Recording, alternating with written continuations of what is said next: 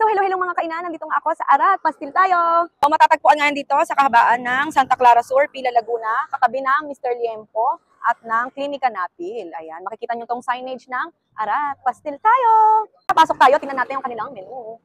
Ayan, tingnan nyo naman, sobrang linis, maganda, maaliwalas. Kala mo coffee shop ng datingan, pero pag pumunta ka at pumasok ka, sobrang mura ng mga pagkain. Talagang masarap. Wow, ayan, beef pastil, chicken pastil, homemade lumpiang Shanghai na chicken, tapos itlog na pula, tapos 2 drinks.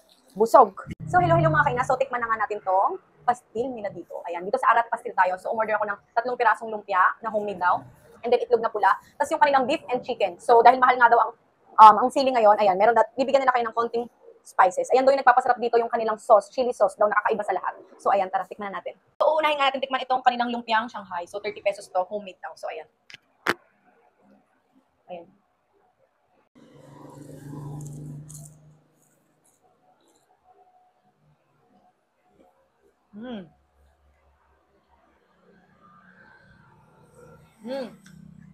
Totoo nga yung balita.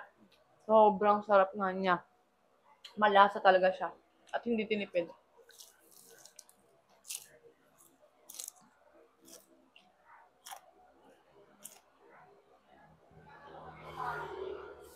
Tikman na nga naman natin una tong beef na pastil nila.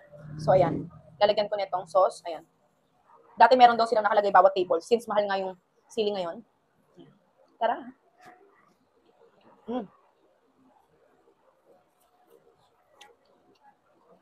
May pagka tapa yung lasa niya, guys, ha. Eh, mahilig ako sa tapa, kaya pasadong-pasado.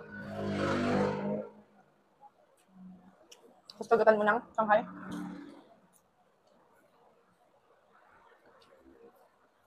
The best.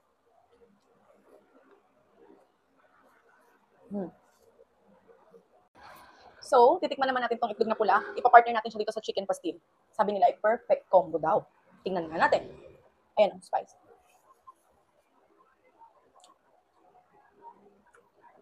Sarap. Nagko-combine yung pagkaalat ng itlog na pula at yung pagka-namis ng chicken pastil at ng beef. Tama ko pa ng chili sauce. At ng gabi. So, ayan nga mga kaina, sumugod na nga kayo dito sa Arat Pastil tayo.